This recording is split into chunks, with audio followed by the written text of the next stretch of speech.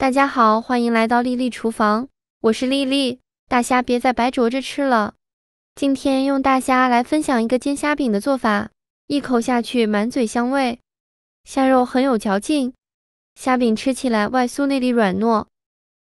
只要爱吃海鲜的朋友，第一口便会爱上。好啦，废话不多说，一起来看看我是怎么做的吧。首先，我们准备煎的大虾，这个大虾呢，我用的是冻虾。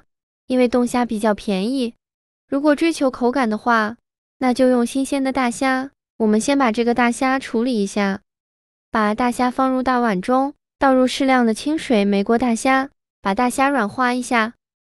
大虾不硬的时候，我们再来处理大虾，把虾头掰下来不要了，再把虾壳去掉。冷冻过后的大虾，虾壳是很容易去掉的。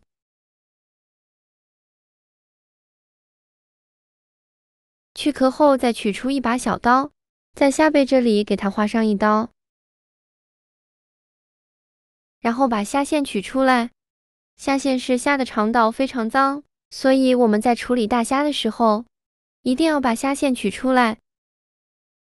处理好的虾仁，把它放入大碗中，剩下的大虾用同样的方法给它处理好，依次放大碗中，全部处理好以后，再倒入适量的清水。把虾肉好好的清洗一下，用手抓洗几遍就可以。洗净后控水捞出，放另外一个大碗中，先放一旁备用。接着准备一块生姜，先给它切成薄片，再切成细丝。切好后放小碗中，再准备几根小葱，给它切成葱段。切好后也放小碗中，再取出擀面杖。用擀面杖把姜丝和葱段压一压，把姜丝和葱段压碎，这样香味会更加浓郁。尽量多压一会儿，给它压出葱姜汁，最后压成这样的状态就可以。再把它放入虾肉的碗中。现在来腌一下虾仁，往里边加1勺食盐，加1勺料酒去腥，加适量的胡椒粉，再给它抓拌均匀，让每一个虾仁都能裹上一层料汁。尽量多抓拌一会儿，抓拌至虾仁入味。我这里一共抓拌了2分钟，抓匀后放一旁腌制20分钟，这样可以去腥增香。接着准备半根去皮的胡萝卜，先给它切成薄片，再切成细丝，再切成胡萝卜丁。切好后再用刀剁一剁，给它剁得碎一些。剁好后放入盘中。再准备20克玉米和豌豆米，把它放到碗中，倒适量的清水，把玉米和豌豆米简单的淘洗一下，把表面的灰尘淘洗掉。洗净后控水，捞出放入盘中，先放一旁备用。锅中水提前烧开，把玉米和豌豆米放入锅中，给它焯水5分钟，把玉米和豌豆米煮熟。这样呢，等一下可以减少煎制的时间。用铲子搅拌一下，开大火煮5分钟后，用漏勺控水捞出，放入盘中，先放一旁备用。现在我们的虾仁已腌得差不多了，我们来看看现在的虾仁呢，已经非常入味了。再把表面的葱姜给它撇干净，然后把虾仁放到案板上，全部处理好以后，先把虾仁切成小块。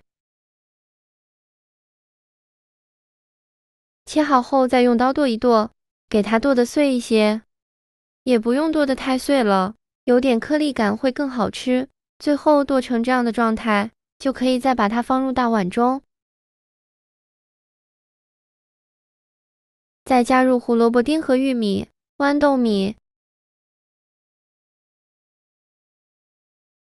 现在来调一下味，加1勺食盐，加适量的胡椒粉。其他任何调味料都不用放，继续给它抓拌均匀，让所有食材充分混合在一起。我每天都在用心的教做菜这个视频，麻烦您帮忙点个免费的小红心，下次不会做还能找到我。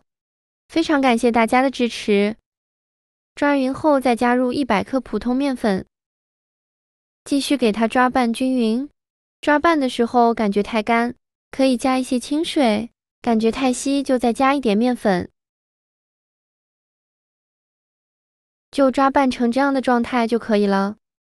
先给它放一旁备用。电饼铛提前预热，倒少许食用油，用刷子刷均匀，底部和锅盖都刷上食用油，防止粘连。刷好油以后，再取出刚调好的肉馅，戴上一次性的手套，抓小把虾肉馅，大约有50克左右，用手捏一捏，给它捏得紧实一些，再放到手心给它搓匀，搓成一个圆溜溜的小圆球，像这样就可以。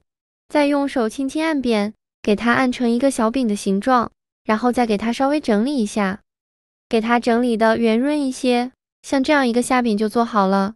把它放入锅中，剩下的虾肉呢，用同样的方法给它做成这样大小的小饼，依次放入锅中，中间要留些空隙，防止粘连在一起。全部放进来以后，在表面刷一层食用油，锁住小饼的水分，这样烙出来的饼呢，会更加的柔软好吃。全部刷好油以后，盖上盖子，开上下火烙1分钟，把饼底部烙至金黄。1分钟后，打开盖子，给饼翻一下面，每一个小饼都翻面。全部翻好面以后，现在饼的两面都微微发黄了，再往里边倒少许的清水，没过饼的1/3处，然后再盖上盖子焖2分钟，把汤汁收干。2分钟后，我们打开盖子看一下，现在的汤汁已经收干了。再给小饼翻一下面，每一个小饼都翻面，再开盖烙1分钟，就把饼烙至两面金黄，像这样说明就可以出锅了。全程一共烙了6分钟，再把它盛出来装入盘中，像我这样转着圈的摆放。